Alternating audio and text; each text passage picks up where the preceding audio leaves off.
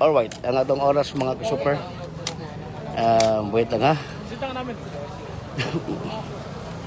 Alas 12 diya sundag na sa kining udto inyong ka-super Benji Talisik, no? Ang inyong makita karon ang mga personal o mga ahente sa Philippine Drug Enforcement Agency sa Bani. Uwan ang mga sakop sa Bureau of Customs, no? Diri sa Osaka barangay sa Dagbay Subo mga ka-super. Kay kadi mo ang target, no? Dong, kisa pangalan mo? Bay, kisa pangalan mo? Ha? Zoilo Gabas. Zoilo Gabas. Pila ba edad mo, Zoilo? Asa ka trabaho? Asa mong kuhan, address? Okay. So, asa ba ni, kanang gikuhan sa gibada sa imo? Zoilo, kanang gibada sa imo, asa ba ni? Pero, ano sod? Ha? Bugas. So, ganador o kuan?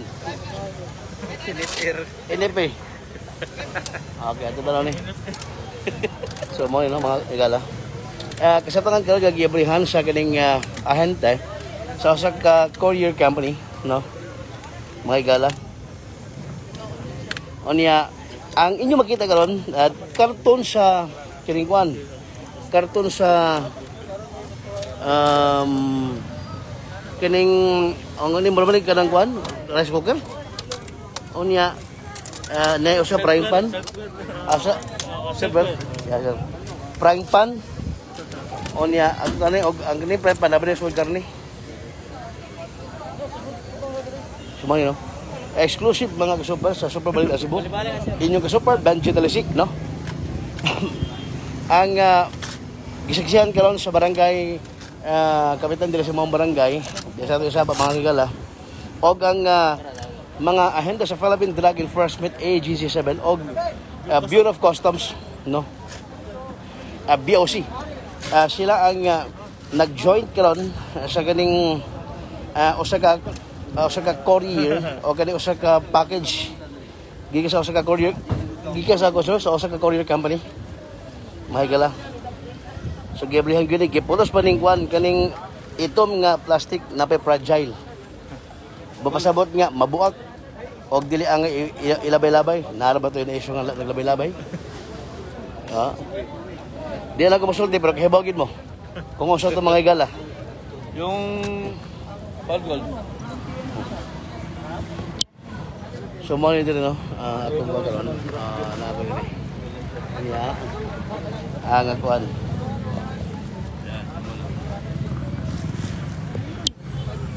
Okay.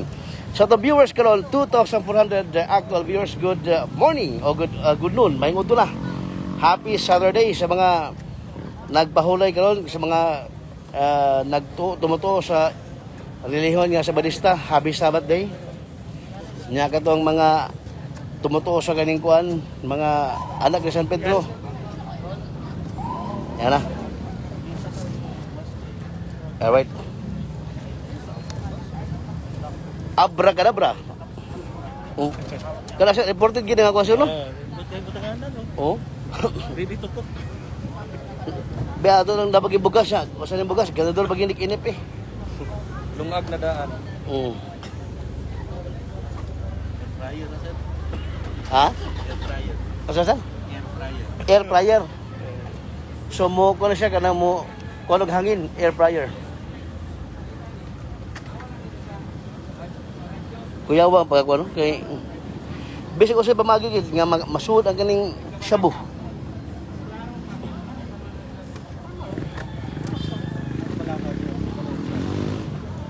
Na murag na gyud no? Sa kilid. No. Kung ipagi ng X-ray machine, makita gid ni mga ka-super. Okay. Nga galing air fryer, di ba na siya pwede gupon? Nga naman, mao ni siya ang ebidensya ang i-present sa korte mga ka-super, no? Nga during sa kaning series of kaning hearing sa arresting officer og sa witnesses, labi na nga to Bureau of Customs nga mo saksi nini maong nga kuan nini maong pag hearing unya na diskorte Malaglag, wala. Tanggal lang, kilit-kilit. Okay, sudara. Itom, gipulos wag itom para di bailhan. Yo.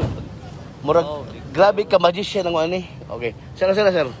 So man siya. Suspected methamphetamine hydrochloride mga igala. Okay. Dalawa lang.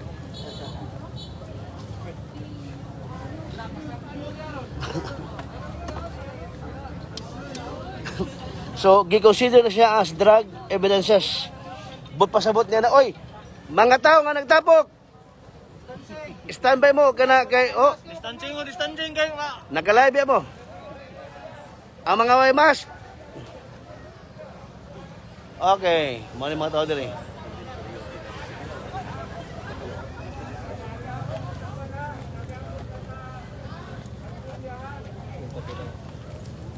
RJ, kasama yan sa ano ha?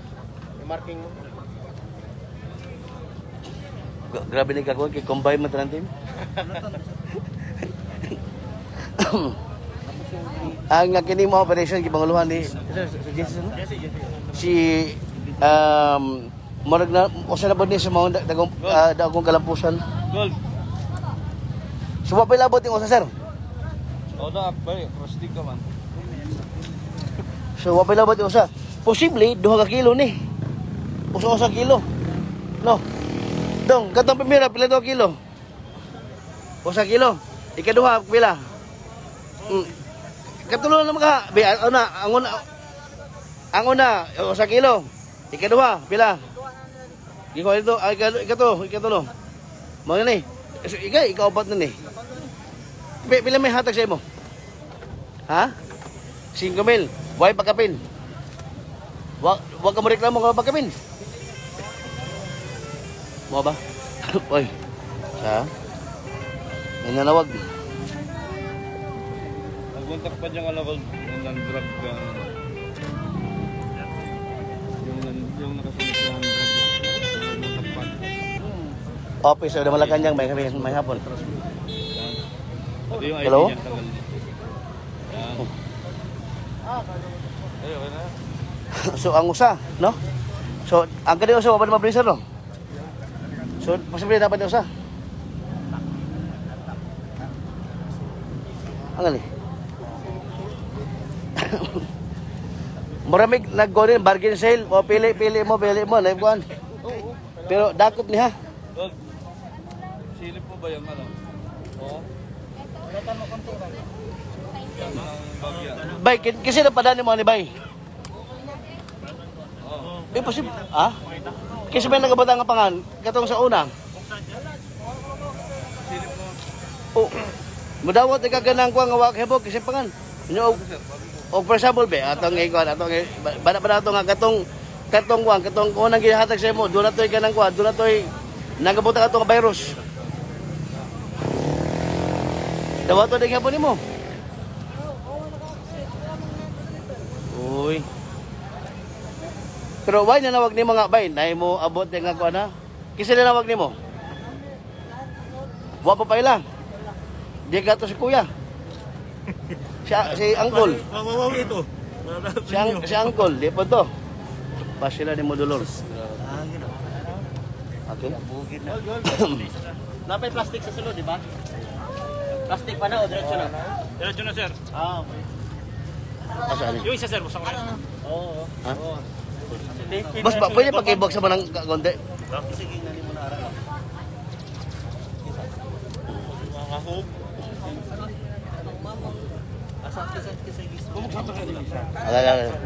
Okay. Sumali no? Okay, mana. Atong i-focus maglaway ra mo. Atong hiligani. Ano?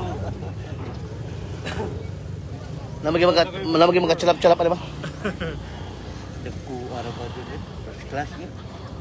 Malaysia gi. Malaysia gikan? So, mo nino atong kuan karon sa atong mga hingtundan nga mga courier company. O sa pagpagdag nini? Sa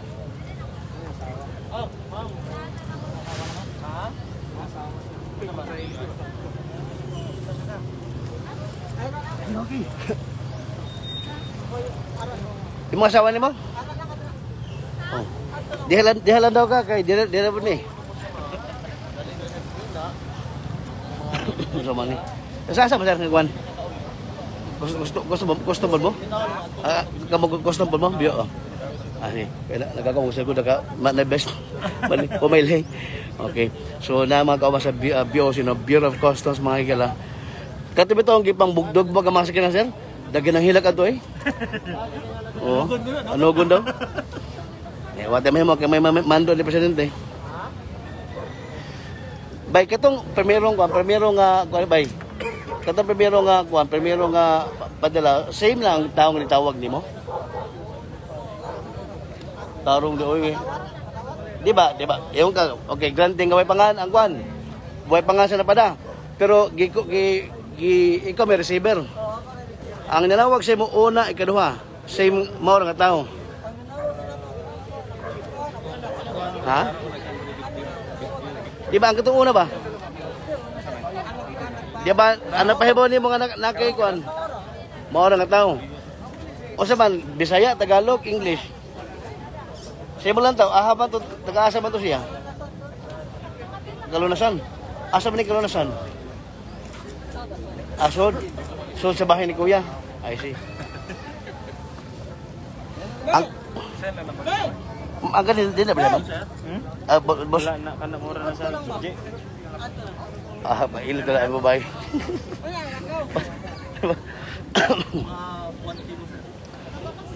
So, gimana ba ang kuha sir? 2 kilos?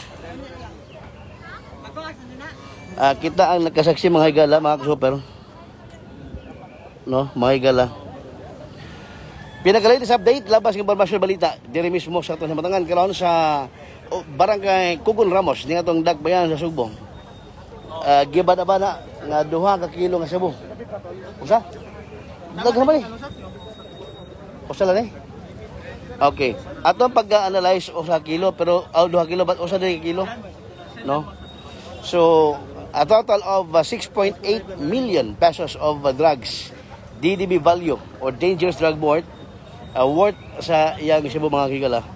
Gisud din ni maong air fryer.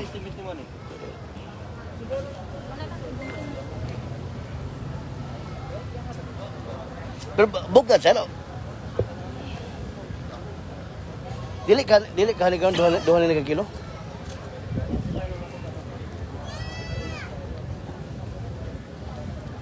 Ano ato tanaw niya? Estimated value ani sir? Estimated sir. Sir, ako na umang sila. Mo ni no.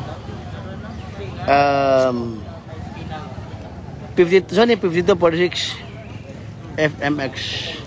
Ni pangan. Di maglaro pangan. Okay mo ni pangan no. Di maglaro. Okay. Oy, sorry.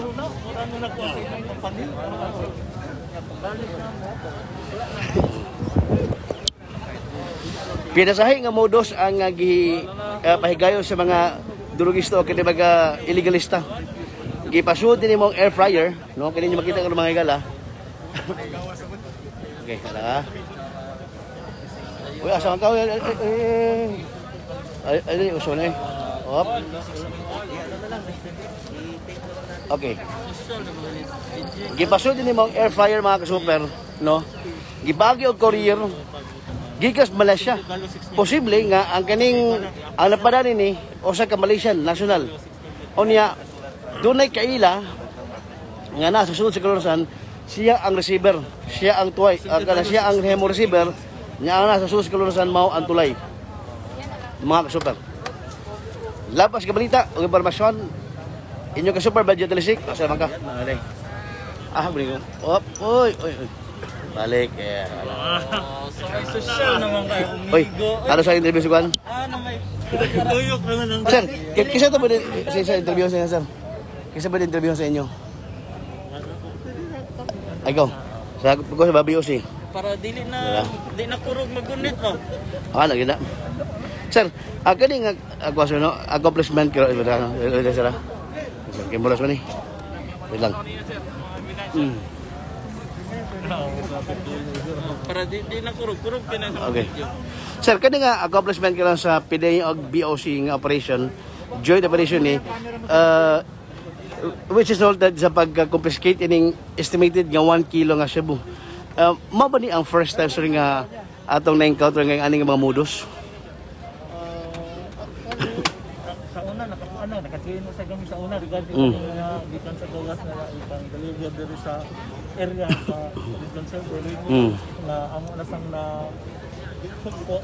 Pero karon naman gikay ang gihugtan party ani gikay close coordination with other courts na naamo ni sa nasupo.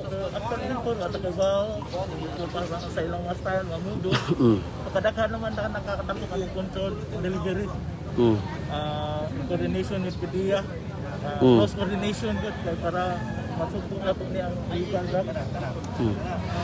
Sa among isang takbo sa Manila, sa ilang gusto nga ipatuman, tapos kayo na i-monitor regarding drug at pwede sa among Port of Cebu, among nagbantayan ngayon na kanin PDEA 7 nga nasa dito with P9 para kung na-shipment, iba kuhan sa mga P9 karon gini masugpo, kaya mo ni ang kuhan sa trust and order ni President Duterte nga ato sa nimo subuon ang dugas. Sir, o say possible suggestion nato sa ato mga kinagumang official sa BOC og para mahugtan, mamonitor og kaning atong tan-aw ang kaning mga courier company kay murag ang courier company sa ko nakita nga mo gihimo karon nga kaning kuan, gihimo karon nga mga pamaagi nga transport ang kaning mga methamphetamine hydrochloride o kaning shabu. Aside kini adto nga posible ilang ginaagi sa barko tapos laing gagmay barko hantod nga maadto sa mama karon say possible nga tong mga laga kanila sa BOC at ipaabot sa itong kadagkuhan nga mapagkag ni nga kalihukan. Sa mga motokinit sa mga courier mga boarding companies to allow to the 7 or any drug enforcement any control agency nga monitor sa ilang warehouses at in fact karon required na ang kanang mga uban na warehouses na kinahanglan nasa sila kagalingon ng x-ray machine prior to i-release ang shipment ila sang agi sa x-ray para masugpo iri siya kay may kasi naman nagit mga nag-import mga drug nag-illegal drug palisot diri sa ating nasod. Doon ba ikaw? So doon ba sanction ang ganing kuan ang katong kuan sender per se. At the same time ang courier iyang gibadalhan dito sa nasud ko sa gibada kay para ma-monitor kung possibly po doon na po lapsa siguro may atong tan-aon. Yan nga sa jurisdiction kay Kilod. So ang ato dire, ang ato concern balaod lang din ang ato impose ang law with regards to the Dangerous Drugs Act 1965. So ang ato dire sir nga mas mayo nga ang tanang mga dagkong courier company they should have their own kuan kaning x-ray machine para ma-check ang ilang mga baggages nga niabot sa ilaha. Check out na mo kada usa mo nagbato memorandum among gitan-aw nga required na tanang sa mga courier o mga companies nga nag-handle nga nasa sila x-ray machine para mailas ang monitor I see. shipment prior to delivery. Ang usa pa surprise inspection or monitoring sa mga warehouses with PDEA pero kung wa sila yung x-ray machine for the meantime kung suspicious ang maong bagahe nga ilang kuan nila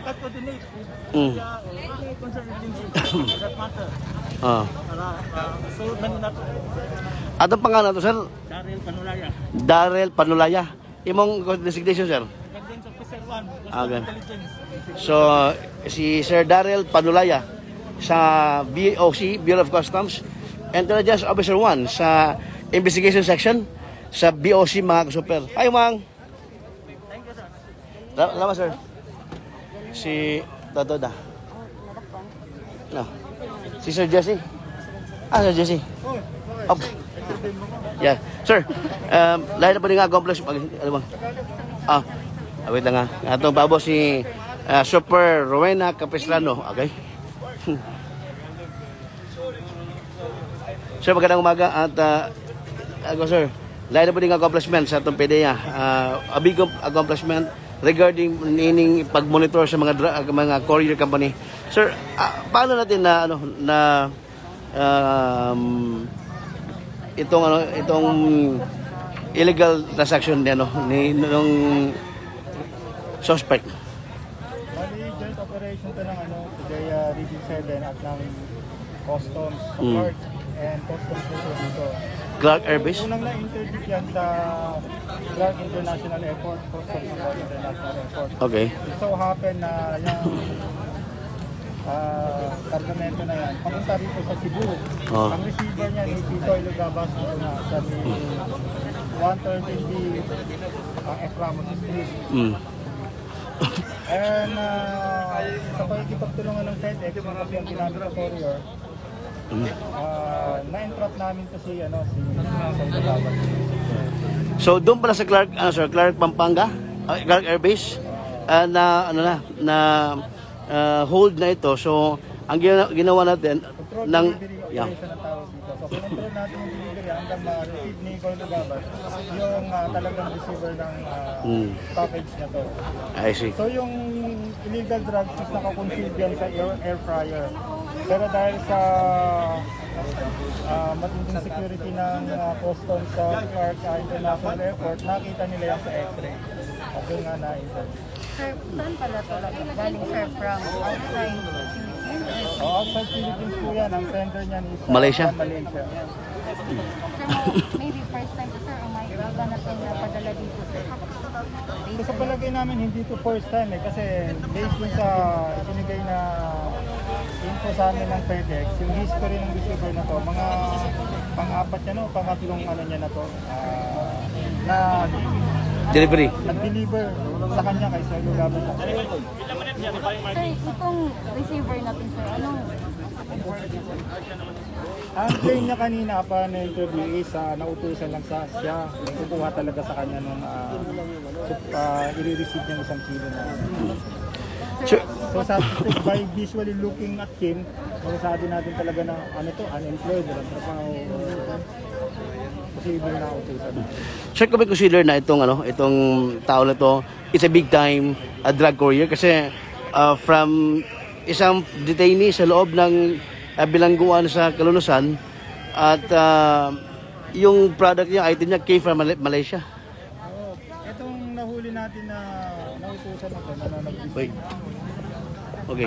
Positive to, may konektado to sa malalaking grupo dito sa Cebu. Grupo na sindikato. So, after this, sir, we will have another parang thorough monitoring at question pa kung sino possible na may-ari nito. Yes, makakaasa po kayo ng PDEA Region 7. Mag-iimbestiga pa dito. Lalaliman natin investigasyon para maabot natin talaga kung sino yung mga involved pa rito na mga malalaking grupo rito sa Cebu. sir, kumusta po ang grano ng drugs sir? Ano ba siya? Paano yung pag-sealed niya sir? Parang important ba siya or ganyan rin po, sa nakikita nyo, kung ano nakikita nyo, ganyan na yung nung na-interdict yan dun sa Clark International Airport sa Pampanga, ganyan na po ang itsura niya, nakarock po sa itim na bag na may white transparent pattern po. So mamaya po, siguro bubuksan, titingnan po natin. Sir, yan po, na na po yan na-test na po yan sa blood, so sabu na po talaga yan. Actually, may chemistry rin po. ilang kilo ba yung natanggap natin ngayon? More or less 1 kilo. Ang value niyan is mga nasa 6.8. 6.8 Pero sir, parang inibent 2 kilos kasi dalawa sir eh. 6.8 million po, to be exact po. Sir, inibent 2 kilos kasi parang dalawa. Inibent 2 kilos. Hindi po, bali sa 500. pagkakasali niya, mga 500 Each. grams po yan. Okay. Thank you, sir. Si Sir Jesse Oo, kasi ganyan talaga mga style. IA1 no? IA1 JC Kabututan ang team leader sa PDEA 7. Napadiri ako ba ng mga team leaders? It's kanang collaboration of whole team approach sa PDEA 7. O ba sa Duma ni Regional Director Levi Ortiz, ang atong director sa Philippine Drug Enforcement Agency 7. Inyong ka-super, Benji Talasik. Salamat, mayong hapon mga igala.